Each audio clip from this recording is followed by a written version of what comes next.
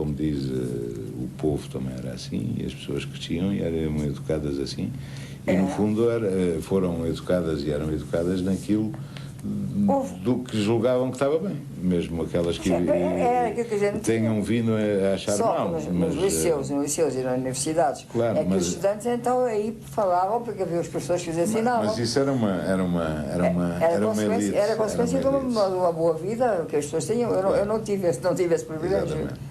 Isso é verdade. Mas olha, desta vez é de Paris, mas é um senhor que quer cumprimentar, segundo aqui me dizem, e Paris, que é uma cidade tão cara à Amália, e que tanto gosta de si,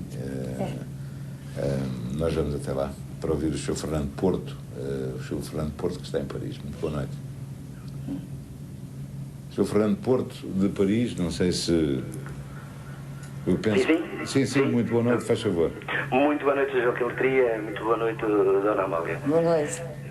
Dona Amália, já tive o prazer e a honra de estar junto da senhora, portanto isso não diz nada, porque muitas pessoas assim estiveram.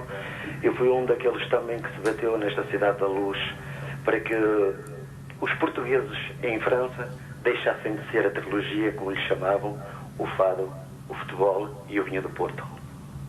Portanto, o imenso prazer que eu tenho em falar com a senhora é fazer-lhe uma nova pergunta. Eu lembro-me que em tempos o desaparecido e nosso querido José Carlos Arias dos Santos disse: Dona Amália Rodrigues não é uma fadista, é apenas a Nossa Senhora de Lisboa, é apenas a Nossa Senhora do Fado. E eu aproveitaria esta mesma frase para me dirigir ao diretor da programação, que tivesse o prazer de não esquecer todo o mundo português e que não deixe acabar esta emissão, que é formidável, Sr. João de Letria, bata-se um bocadinho mais para que nós possamos ter todas as terças-feiras. Um sincero muito obrigado e um grande abraço de amizade de Paris para vocês todos. Muito obrigado também e muito obrigado por recordar que foi um grande poeta.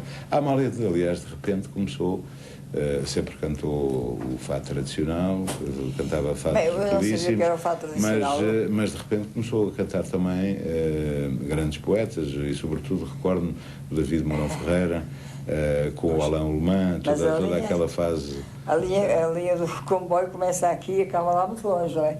Eu comecei no pátio dos Quintalinhos a ouvir as pessoas a lavar a roupa na selha. Então, eu ouvia assim uma cantiga que eu não sabia o que era o fado. Era o fado, mas eu não sabia, não tinha nenhuma consciência do que era o fado. E claro, os poetas, então, os poetas populares, cantei o melhor de todos, que era o Inês Barbosa. Sempre escolhi, daquilo que tinha desde o princípio, escolhi sempre o melhor que havia. Mas como não tinha acesso a mais nada, cantava aquelas coisas, mas mesmo naquelas coisas. Que eram lindíssimas. Muitas, depois veio o Valério, que graças ao Valério o fado passou a ser de todo o Portugal, e antes de mim era só de Lisboa, e um pouco do Porto. E pouco aquele fado do ciúme foi o primeiro salto que se deu por Portugal todo com o fado do ciúme do Valério. Mas as pessoas naquela altura diziam que eu não cantava já fado, que aquilo era fado, que eram canções, que era o Valério. Quando eu comecei a cantar era a espanhola, porque eu nunca tinha visto um espanhol, era a espanhola. Mas depois era o Valério. Aparece o Alá, e já é o Valério é que é fado. Ela já não canta o Valério, porque o Valério é que é fado. Porque o Alá não era bom, porque ele não era fado, não era nada, porque ele era estrangeiro, e ele nasceu cá. Era de origem estrangeira, mas ele nasceu cá. E o Alá aparece como o melhor compositor. E com uma grande evolução, e traz uma grande evolução ao fado. Até aí já eu tinha roubado, a primeira vez, eu tinha com 24 anos, numa viagem para o Brasil, a primeira vez que eu lá fui, havia um jornal e tinha um poema do Guerra Choqueiro. Eram as penas.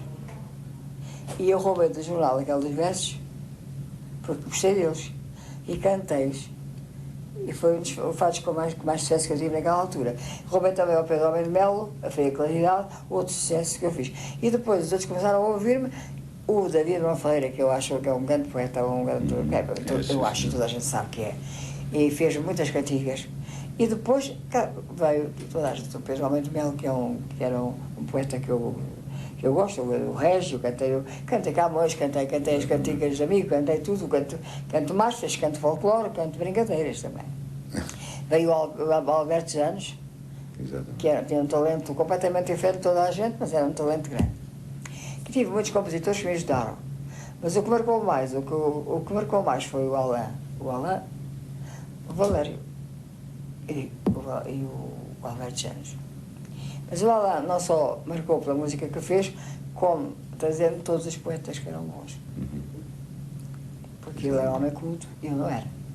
Mas graças a Deus, sem a cultura, conseguia entender aquilo que os poetas diziam e saber as palavras, o que elas continham lá dentro, porque quando as cantam, elas sentem-se. Não diga sem a cultura, porque a Amália é uma mulher eu não tenho cultura nenhuma. Não ter instrução, que é outra coisa, não ter tido instrução.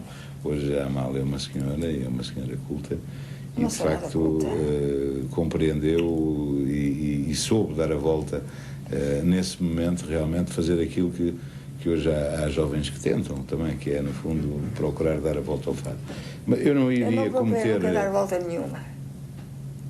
Nem a mim mesma, senão já me tinha dado uma volta tão grande, completamente ao contrário. Porque eu sou exatamente o contrário do que devia ser. A única coisa que tenho certo é cantar não mal o fado. Porque, afinal de contas, eu nunca nem nasci para cantar, nasci para cantar, mas não nasci para ser artista. Não nasci para fazer vida de artista, nem saber se não sei se fala com gente dos jornais, sabem que eu nunca na minha vida disse a uma pessoa, eu vou para aqui, fiz um grande sucesso aqui, eu precisava conseguir não sei o quê, e eu tinha uma... Porquê? Por timidez, falta de coragem. E naquela altura, quando eu comecei, não havia nem apoio, nem havia espetáculo, nem havia coisa nenhuma. Eu fui para Paris com uma guitarra e uma viola, cantei num filme, O Barco Negro, fiz um sucesso que foi para o mundo inteiro, porque foi através dos discos da Marconi. E então, foi tudo feito. As pessoas não querem acreditar que eu não fiz nada. Não, será bem assim. É possível que hoje minimize isso e é natural que aconteceu, uma vida viveu, mas não vivia a vida. Mas, Amália, eu não iria cometer a indelicadeza, de lhe perguntar opiniões sobre fadistas vivos, mas vou-lhe perguntar a opinião, ou o que pensa, ou o que acha em relação ao fado e àquilo que ele foi e representou e ainda hoje eventualmente representará para o fado, que era também, no fundo, um homem com uma origem humilde também. O Alfredo. O Alfredo. Claro. Quando se fala, percebeu que era o Alfredo. O Alfredo, para mim, quem cantou neste país, o fado não é bem o fado. O Alfredo Macedo apontava bem, de vez em quando, o fado. Outras vezes era uma coisa mais ligeira que não chegavam. O chamado fado castiço é um fado mais ligeiro. Mas de vez em quando ele apontava o outro. Então, quando eu apontava, uma pessoa arrepiava-se. E outra era a Mina Silva, que não fazia arrepiar, mas era uma mulher que nunca mais ninguém canta como ela. O fado tem intérpretes muito grandes numa altura, como em toda a música, há sempre um que é... De vez em quando há uma pessoa que sobressai. Às vezes passam 100 anos e não aparece outra pessoa. Outra vez aparece um dia para o outro. Claro. Foi o meu caso, apareci de um dia para o outro. E pronto, eu acho que o Alfredo Macedo é o meu fadista desse tipo de fado, que não é o meu. Não tem. Mas como eu digo, era um homem, um grande artista, nunca mais temos um como aquele. Porque era, sei lá, era um bocado limitado só.